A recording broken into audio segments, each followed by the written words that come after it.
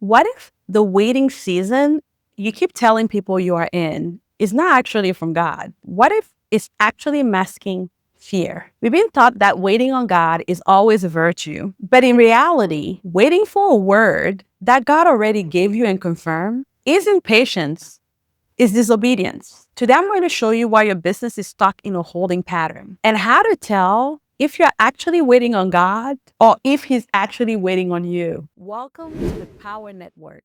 This is where we live an integrated life. Hi, my name is Sandra Kimayu, and for almost a decade, I've helped women turn their passion into a profitable business. And I see so many women stuck in a loop of praying for clarity while the opportunity God already gave them is passing them by. So you might be waiting for a feeling of confidence while God is waiting for you to take a step of obedience. So let's look at a difference between waiting as an active posture and waiting as a hiding place. Waiting super comfortable because it requires you to fail. And I did a video, we're going to put it up here, about the trap of almost. But today, I want to talk about waiting. You're waiting for the right time. You're waiting for more peace. You're waiting for confirmation on something God has already given you His word on. But if you notice the patterns of the greats in the Bible, Abraham didn't wait for a map. He left when God told him. Moses didn't wait until the sea parted. He stepped in and then the sea parted. So if you wait until you're not afraid to start, you will never start. Because to be honest with you, everything I've ever done that was worth anything, I was scared, no terrified, no petrified. So that does not stop you. Fear is not a sign that you shouldn't move forward if you've heard God tell you to take a step. See, I'm waiting on God is one of the most respected lines in the Christian culture. Nobody questions it. Nobody challenges it.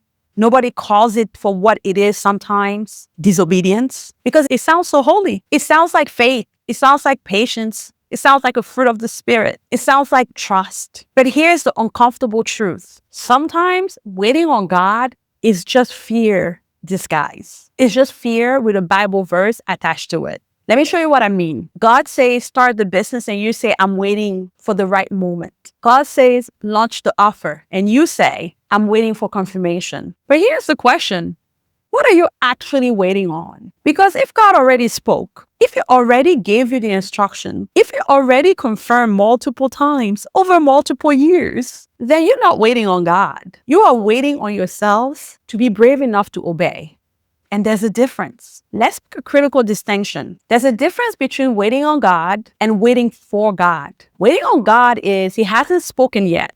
You are in genuine expectation. Waiting for God, He already spoke and you are stalling. And the second one, that's not patience. That's disobedience. And for biblical example, if you look at Mary, when the angel told her, you will conceive and give birth to a son, that's Luke chapter 1, verse 31. Mary didn't say, let me pray about it and get back to you. She said, I am the Lord's servant. May it be to me what you've said. She said yes immediately. When God speaks, obedience is supposed to be immediate because delay is doubt. Delay is doubt. So every day you spend waiting on God, when God said go, is a day that you are withholding your gifts from the people who need it the most.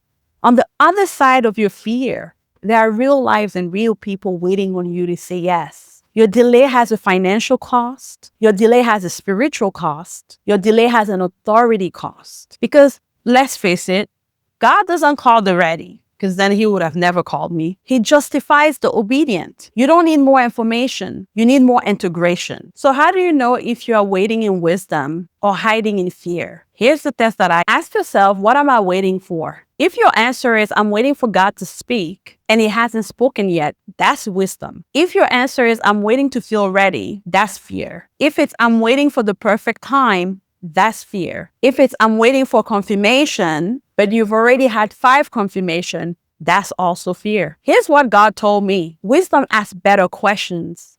Fear asks the same question over and over again. So if you're afraid 47 times and He's answered, and yet here you are watching this video, still praying about what He has answered, you already know. You are living in fear. Something that really gave me a lot of peace every time God has asked me to do things that I didn't think I was qualified to do was the scripture that says, He does not call the ready, He readies the call, which means you will never be ready to do the things He's asked you to do at all. So trying to wait to be ready defeats the whole purpose. Could it be that the confidence you are wanting will come from mastery? Could it be that most of the things in your life that you've accomplished probably started with, I don't think I can graduate from college. I don't think that I can do this job. I don't think that I can be a mother. But somehow, with faith and belief, you've been able to accomplish those things. How about this next thing that God has put on your heart? How about this next business, this next book, this next nonprofit? How about trusting Him to stand in the gap for you?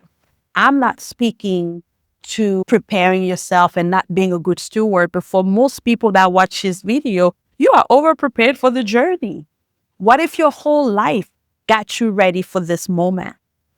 What if all the things you've gone through and been through was preparing you for this moment? What if there was work for you to do before you were even born, and this is not a surprise to God that He has asked you to do X, Y, Z?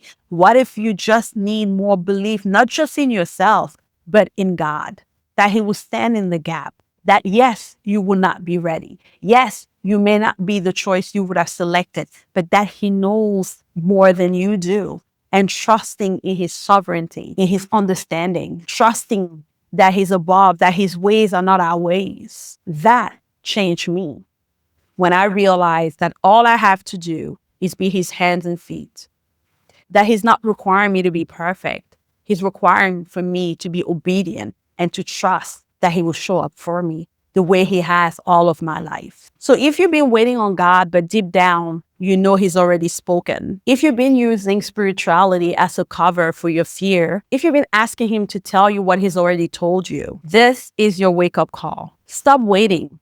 I'm not asking you to be reckless. I'm not asking you to be foolish. I'm saying be obedient. The truth. You are called, you are loved, and you're equipped. Not to wait forever, but to move when He speaks. And He already spoke. So stop praying for what God already provided and answered. Stop waiting for a feeling. Start acting.